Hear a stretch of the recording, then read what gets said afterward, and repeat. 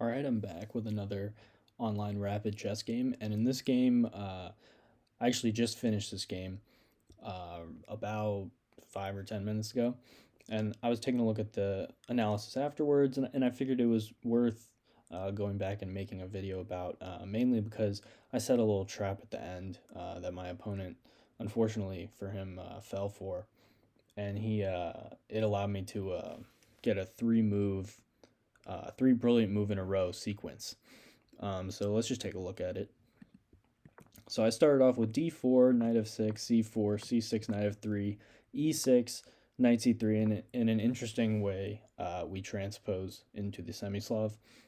So I go e3 here, typical move here. So black's got this strong pawn chain here, and I'm just gonna play e3, maybe queen c2, maybe b3. I mean, I've got a lot of ideas here. So after bishop to d6, typically they go knight b to d7 here. And I think bishop to d6 is slightly less scary for white. And I just played pawn to b3 here. So I'm just going to strengthen my center. So if he ever takes on c4, I want to be able to take back with the pawn. So he goes bishop to b4, and I play not necessarily the best line here. I should probably go bishop to d2, but I play bishop to b2, which allows him to get a little bit of counterplay here with knight to e4. I go queen to c2. I probably should have gone rook to c1 there, but queen c2 is okay.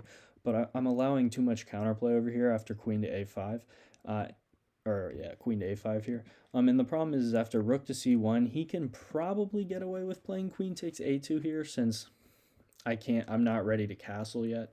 If this bishop if this bishop was developed, I wouldn't be so scared of him taking on a2, because then I would be able to castle, connect my rooks, and play a quick rook a1.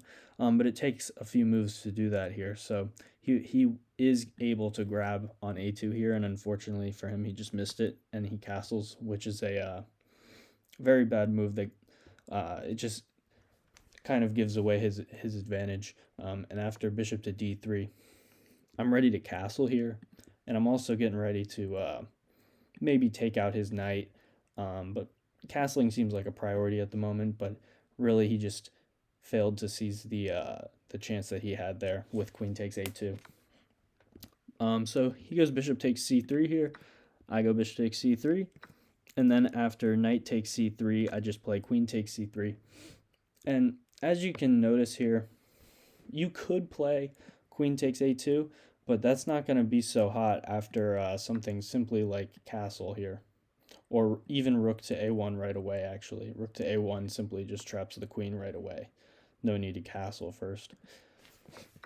So you can't take on a2. So I think he should probably just trade queens, but then I have a very comfortable position transitioning into the endgame. My pawn structure is mostly better, and I'm ready to just play king e2 and bring my other rook into the game, and my pieces are more readily available than his. But he goes queen to c7 here to try and keep the queens on, keep things complicated, which is probably a good practical decision. I castle here. He goes knight to d7, and I play pawn to e4. So I kind of want to open this e-file before he's able to play knight to f6 and kind of stop me from going e4 without having to give up my bishop. So my idea is I want to preserve my bishop, but also open the e-file. So I play pawn to e4, and after take, knight f6, I just drop the bishop back to b1 with ideas of playing queen c2 or queen d3 and maybe utilizing this long diagonal. But it's very useful because I've already moved this rook over, so I can just tuck my bishop back here. So he goes pawn to b6 here. I go queen d3, just eyeing this diagonal. He goes queen to f4 to try and maybe get his queen back to defend, possibly. I go pawn to g3 here, just question him, ask him what he's doing with his queen. And then he goes queen to h6. So he's keeping h7 nicely defended by doing this. But I'm going to try and find other ways to infiltrate his position. So I go pawn to h4. And I'm looking to prop a knight up on g5 at the right time, but I'm also looking to blunt any moves he could have with his queen down this way, and it would make knight g4 not so scary. So he goes bishop to b7, and I play a good positional move here, pawn to c5. So he's played bishop to b7 to try and play pawn to c5 and put this bishop on a really good diagonal. So I'm simply going to just close that diagonal by playing pawn to c5, and now this bishop is going to have to find somewhere else to go. So he's going to look to play bishop to a6. So in order to do that, he goes a5, where bishop a6 would be possible as it's defended by the rook, and that would be a skewer on the queen and rook. So queen to c2 was played, and then bishop to a6. I was just moving my queen out of the way of the skewer, and then he plays bishop to a6, improving the position of his bishop. So rook to e1 was played here, rook f to e1, that is. And after pawn to b5, kind of closing things off over here, stopping me from going c takes b6, I just go king to g2 here. So I'm just trying to slowly improve my position. Maybe knight to e5 right away would have been better to pressure the pawn on c6, but I figure that I don't have a huge rush in this position. So rook a to d8 is played, and after rook to e5, rook d5, I just simply go rook c to e1 and just reinforce my rook here. And after rook f to d8, simply reinforcing his rook, I'm trying to figure out what I want to do here. And I figure making the Alekhine's gun, when you have a rook, queen, and rook all stacked in a triple stack, I figured this wouldn't be a bad idea, because the queen over here on e2, it stops him from going b4 because I can take his bishop on a6, and it's also useful for applied pressure down the e file. So I thought this was a dual purpose move. So next he plays rook to a8, which is probably a mistake. I should probably play rook takes d5 here, and then after knight takes d5, maybe play knight g5, or on rook takes d5 if e takes d5. I'm not really so sure what I'm doing there, but nonetheless, I don't think rook to a8 is the correct idea here to try and play b4.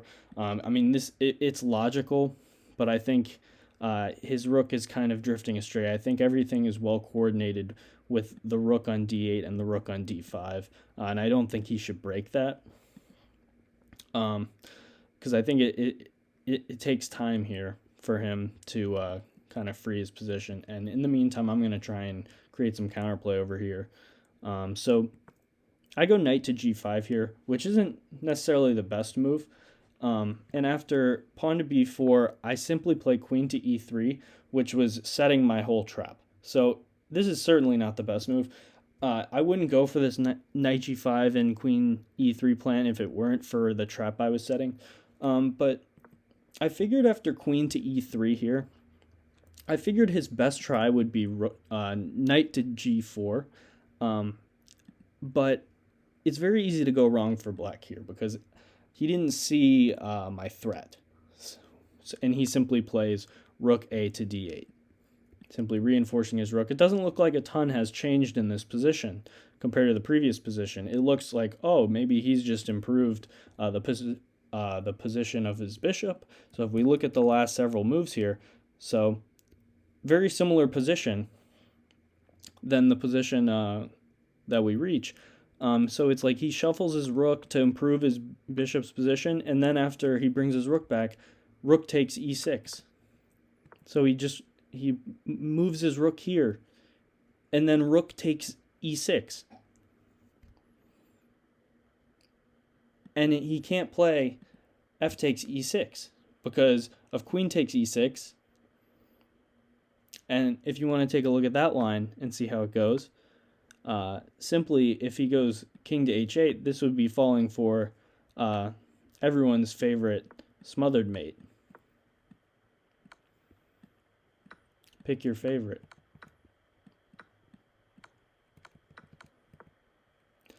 And you can't move the king anywhere else after rook takes e6.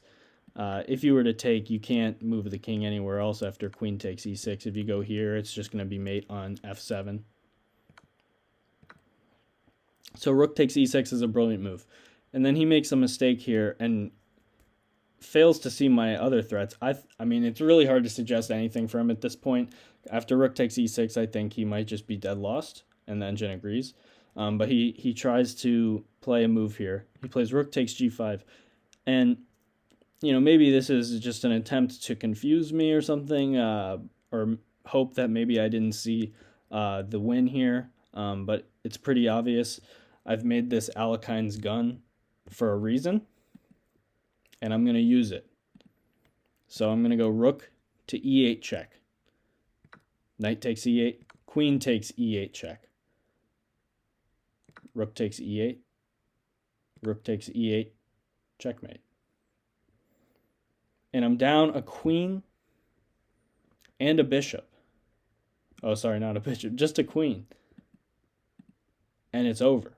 Rook takes e8. Checkmate. So I thought that was a pretty good game. And that's all for this video. See ya.